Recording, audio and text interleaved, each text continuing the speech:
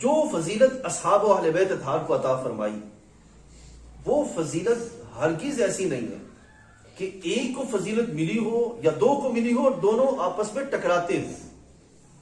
ایسا معاملہ نہیں، بلکہ جس کو جو فضیلت دی آپ ایسے سمجھیے گا کہ ہر پھول کی وہاں پہ اپنی خوشبو ہے اور اس کی اپنی حیثیت ہے اور اس کا اپنا مرتبہ ہے، اپنی انفرادی حیثیت ہے.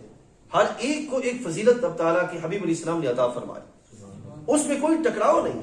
ہاں یہ ضرور ہے کہ سارے صحابہ درجہ صحابیت میں سب برابر ہیں، درجہ صحابیت میں سب برابر ہیں. حضرت صدیق اکبر سے لے کر حضرت امیر معاویہ اور آخری صحابی تک درجہ صحابیت میں سب برابر ہیں، اس میں کسی قسم کا کوئی معاملہ نہیں ہے. لیکن جہاں تک تعلق ہے درجات کا، مقامات کا، اس لحاظ سے اس میں فضیلتیں موجود ہیں. لیکن یہاں پہ سنتے جائیں، جو فضیلت حضرت صدیق اکبر کو حاصل ہے، جو فضیلت حضرت عمر فاروق کو حاصل ہے، جو فضیلت حضرت عثمان غنی کو حاصل ہے، جو سیدنا علی المرتضیٰ کو حاصل ہے، وہ ہم میں سے کسی نے نہیں دی. وہ فضیلت سرکار نے عطا فرمائی اور اس فضیلت کو صحابہ نے آپس میں قبول کیا اور تسلیم کیا.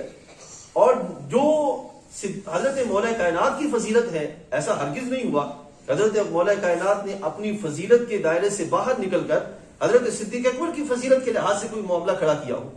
ایسا معاملہ ہرگز نہیں. جس کو جو فضیلت ملی انہوں نے فضیلت کو تسلیم کیا، اس لیے کہ ان کے دل سرکار کی برکت سے پاک ہو گئے.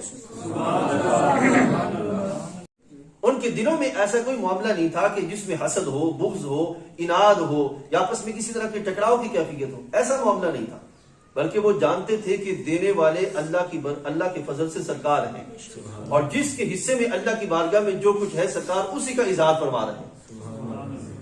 سمجھا؟ اب اس کے لحاظ سے یہ حدیث شریف سنتے جائیے. محبوب کریم علیہ الصلوۃ والسلام نے ارشاد فرمایا کہ اے علی کرم اللہ وجہ کریم، آپ کی وجہ سے آپ میں ایک جھلک سرکار نے فرمایا حضرت عیسیٰ علیہ السلام والی ہے. حضرت علی کرم اللہ وجہ کریم کو بیان فرمایا کہ اے علی، آپ میں ایک جھلک حضرت عیسیٰ علیہ السلام والی ہے. کیوں؟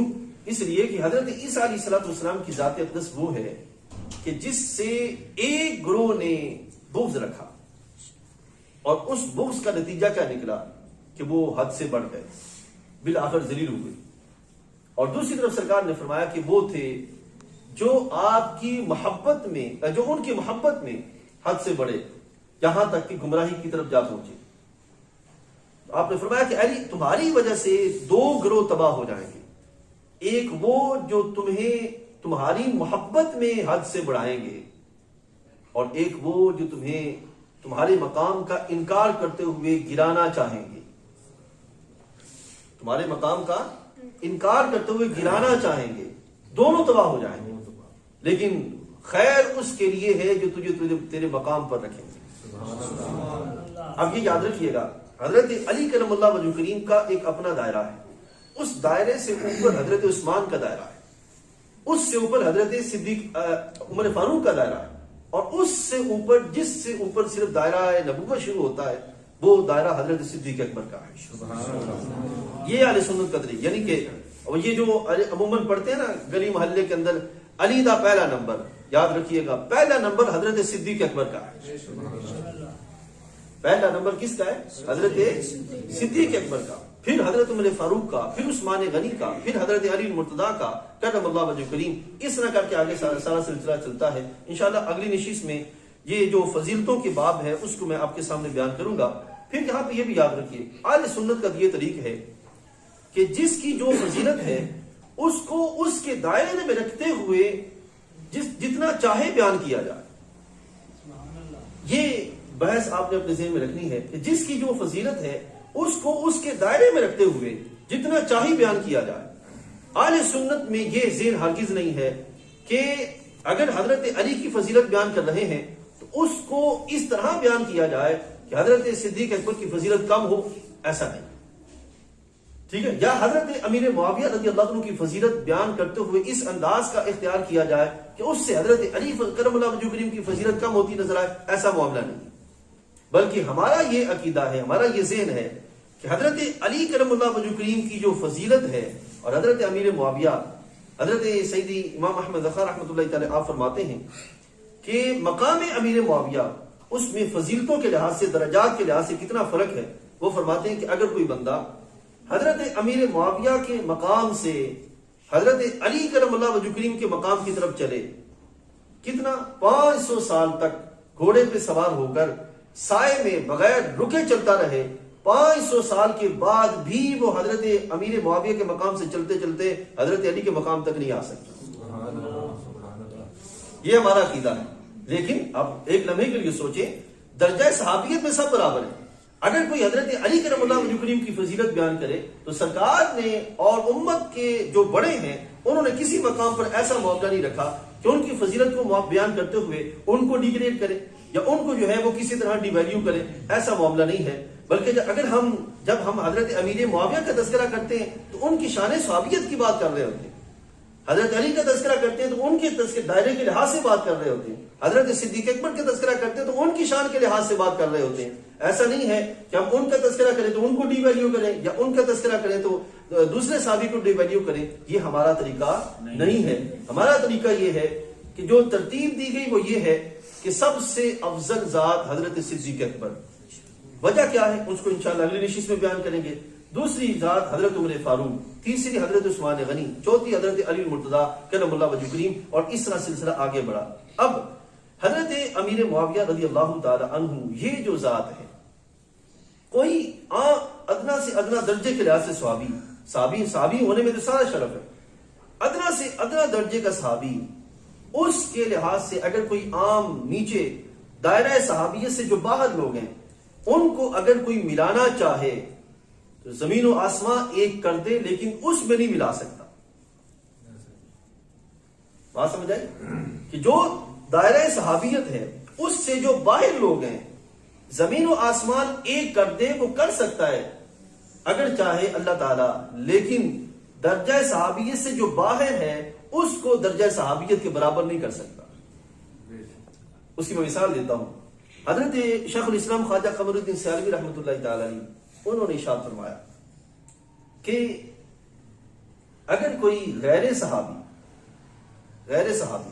وہ غیر صحابی ساری زندگی ولایت کے درجے پر پہنچتے پہنچتے سب سے اونچا درجہ پا جائے، پھر بھی وہ گھوڑا جس پر صحابی بیٹھ کر جہاد کرتا تھا اس صحابی کے گھوڑے کے ناک پر جمی ہوئی مٹی کے برابر نہیں ہو سکتا.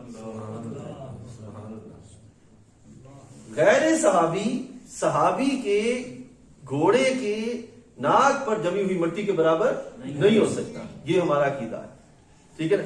اب جہاں تک تعلق ہے حضرت امیر معاویہ کا، اس کے لحاظ سے بھی میں بات واضح کر دوں. بس ایک دو حدیث طیبہ عرض کی دیتا ہوں اور پھر ہم بات ختم کرتے ہیں.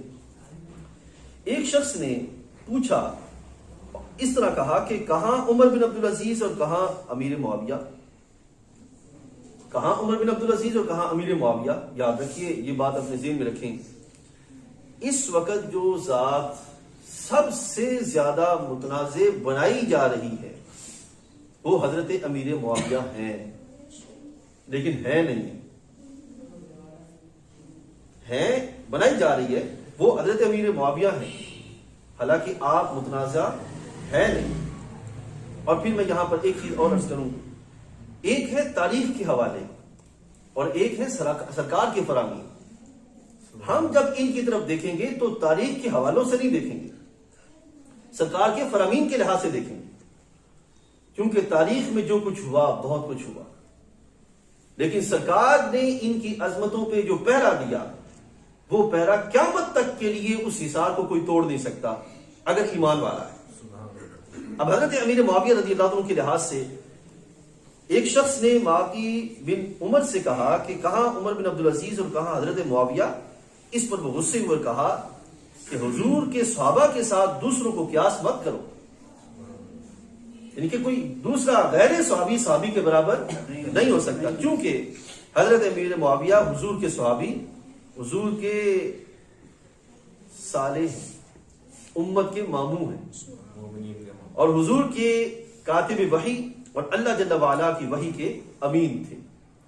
ایک شخصیت اور رہ گئی، حضرت عثمان غنی رضی اللہ تعالی، بس ان کا تذکرہ سنیے اور پھر ہم بات کو ختم کرتے ہیں۔ حضرت حبیب علیہ السلام کی بارگاہ میں ایک فرد لایا گیا اور عرض کیا گیا یا رسول اللہ صلی اللہ علیہ وسلم میت اس کی کہ اس کا جنازہ پڑھائیے۔ حبیب علیہ السلام نے اس کا جنازہ پڑھانے سے انکار کر دیا۔ کتنا وہ بدبخت تھا کہ جس کا سرکار نے جنازہ پڑھانے سے انکار کر دیا۔ ایک حدیث میں یہ بھی آتا ہے کہ ایک بندے پہ قرض تھا اور سرکار نے جو وہ جنازہ پڑھانے سے انکار کیا، وہ حقوق العباد کے لحاظ سے تھا، اور یہاں پر حضرت عثمان غنی رضی اللہ عنہ کے لحاظ سے معاملہ کہ سرکار نے اس کا جنازہ پڑھانے سے انکار کیا، تو فرمایا گیا اس لیے کہ یہ عثمان سے دشمنی رکھتا تھا، اور جو عثمان سے دشمنی رکھے اللہ اس سے دشمنی رکھتا ہے۔ اب خود سوچئے گا، کوئی اگر حضرت ابو بکر کی بارگاہ سے نکلے بھاگے، حضرت عمر فاروق کی بارگاہ سے بھاگے، حضرت عثمان کی بارگاہ سے بھاگے، پناہ لینا چاہے حضرت علی کرم اللہ وجہ کریم کی بارگاہ میں، تو حضرت علی اسے کیسے پناہ دیں گے؟ وہ جن کو فضیلتیں سرکار نے عطا فرمائی۔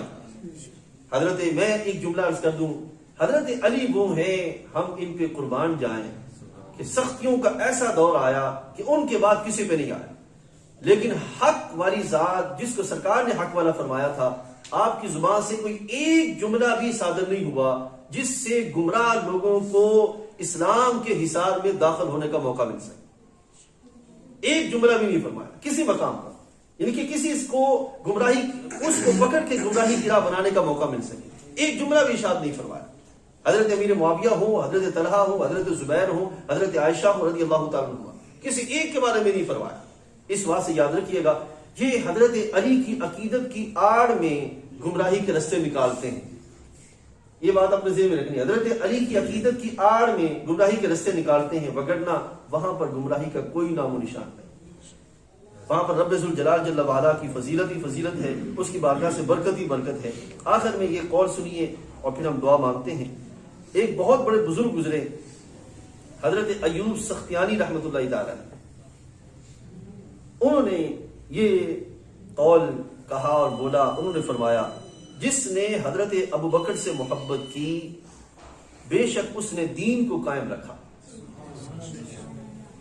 جس نے ابو بکر سے محبت کی اس نے دین کو قائم رکھا، جس نے حضرت عمر سے محبت کی اس پر سیدھا رستہ کشادہ ہو گیا، جس نے حضرت عثمان سے محبت کی تو وہ اللہ کے نور سے مستفیض ہوا، جس نے حضرت علی سے محبت کی بلا شبہ اس نے عروہ وثقیٰ تھام لی، مضبوط رسی وہ تھام لی، اور جس نے تمام صحابہ کی خوبی کے ساتھ تعریف کی تو وہ نفاق سے بری ہو گیا، نفاق سے بری ہو گیا، اور جس نے ان میں سے کسی ایک کی بھی تنقیص کی وہ بدعتی مخالف سنت اور طریقہ سلف صالح کا دشمن، یا آپ نے فرمایا وہ بدعتی اور طریقہ سلف صالح سے بری ہے۔ میں خوف کرتا ہوں کہ ایسے شخص کا کوئی بھی عمل خیر آسمانوں کی طرف نہیں چڑھ سکتا جب تک وہ تمام صحابہ سے محبت نہ کرے۔ یہ ہے اہل سنت کا طریقہ کہ ہم صحابہ والے بھی ہیں، ہم اہل بیت اطہار والے بھی ہیں، صحابہ والے اور اہل بیت اطہار دونوں والے اس لیے ہیں کہ یہ دونوں سرکار کے عطا کردہ ہیں اور سرکار کو عطا کردہ ہے، اس بات سے ہمارا ان سے تعلق ہے، وگرنہ ان کی ذوات کے اعتبار سے کوئی سلسلہ نہیں، سلسلہ سرکار کی ذات کے لحاظ سے کہ سرکار دو عالم صلی اللہ علیہ وسلم نے ان کو فضیلتیں، عظمتیں اور رفعتیں عطا فرمائی۔ اللہ جل وعلا کی بارگاہ میں دعا ہے کہ وہ ہم سب کا یہاں بیٹھنا اور اس پہلی نشست میں آنا اپنی بارگاہ میں قبول فرمائے۔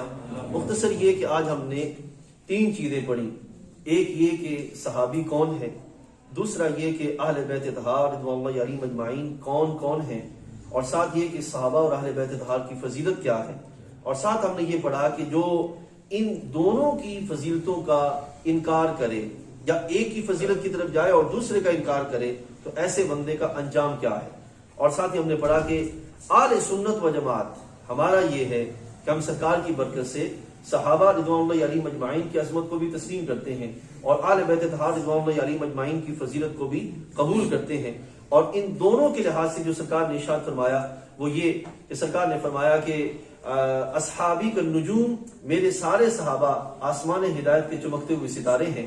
اور آل بیت اطہار کی محبت کے لحاظ سے سرکار نے فرمایا کہ آل بیت اطہار کی محبت ایسے ہے جیسے نوح علیہ السلام کی کشتی ہے کہ جو اس میں بیٹھے گا اللہ اسے جنت عطا فرما دے. یہ الحمدللہ علی کل حال یہ اللہ نے شرف آل سنت و جماعت کو عطا فرمایا ہے.